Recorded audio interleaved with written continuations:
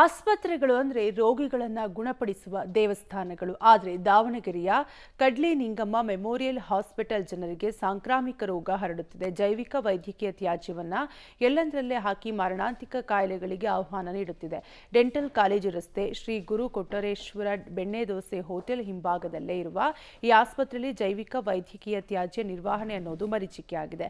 ಆಸ್ಪತ್ರೆಯಲ್ಲಿ ಬಳಸುವ syringe, needle, drip bottle ಸೇರಿದಂತೆ ಆಸ್ಪತ್ರೆಯ ವೈದ್ಯಕೀಯ ತ್ಯಾಜ್ಯವನ್ನು ವ್ಯವಸ್ಥಿತವಾಗಿ ವಿಲೇವಾರಿ ಮಾಡದೆ ಆಸ್ಪತ್ರೆ ಆಡಳಿತ ಮಂಡಳಿ ನಿರ್ಲಕ್ಷ್ಯ ತೋರಿದೆ. ಈ ಬಗ್ಗೆ ಸಾಮಾಜಿಕ ಹೋರಾಟಗಾರರು ಆಸ್ಪತ್ರೆ ಆಡಳಿತ ಮಂಡಳಿ ವಿರುದ್ಧ ಆಕ್ರೋಶ ವ್ಯಕ್ತಪಡಿಸಿದ್ದಾರೆ. ಇನ್ನು ದಾವಣಗೆರೆ ಮಹಾನಗರ ಪಾಲಿಕೆ ಈಗಾಗಲೇ 10,000 ರೂಪಾಯಿ ದಂಡ ವಿಧಿಸಿದೆ. ಆದರೂ ನಿರ್ಲಕ್ಷ್ಯ ವಹಿಸಿರುವುದು ಸಾರ್ವಜನಿಕರ ಆಕ್ರೋಶಕ್ಕೆ ಕಾರಣವಾಗಿದೆ.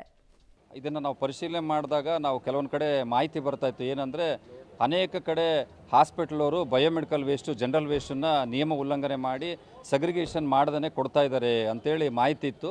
ಸೊ ಇವತ್ತು ಒಂದು ಖಚಿತ ಮಾಹಿತಿ ಬಂತು.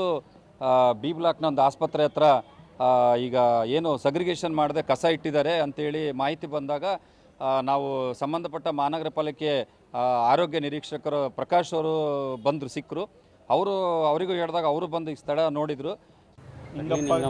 ಕಡ್ಲಿ Ningamma nursing home MCC B ಬ್ಲಾಕಲ್ಲಿ ಜೈವಿಕ ವೈದ್ಯಕೀಯ ತ್ಯಾಜ್ಯದ ನಿರ್ವಹಣೆ ಸರಿಯಾಗಿಲ್ಲ, ಸಗ್ರಿಗೇಷನ್ ಆಗಲಿ ಸ್ಟೋರೇಜ್ ಆಗಲಿ ಅಂತೇಳಿ ಕಂಪ್ಲೇಂಟ್ ಬಂದಿದೆ. ಅದಕ್ಕೆ ವಿಸಿಟ್ ಮಾಡಿದಾಗ ಇಲ್ಲಿ ಸಗ್ರಿಗೇಷನ್ ಆಗಲಿ ಮತ್ತು ಸ್ಟೋರೇಜ್ ಆಗಲಿ ಸರಿಯಾಗಿಲ್ಲ, ಜೈವಿಕ ವೈದ್ಯಕೀಯ ತ್ಯಾಜ್ಯ ಸರಿಯಾಗಿ ನಿರ್ವಹಣೆ ಮಾಡಿರುವುದಿಲ್ಲ ಹಾಗೂ ವಿಂಗಡಣೆ ಮಾಡೋದಾಗಲಿ ಸ್ಟೋರೇಜ್ ಮಾಡೋದಾಗಲಿ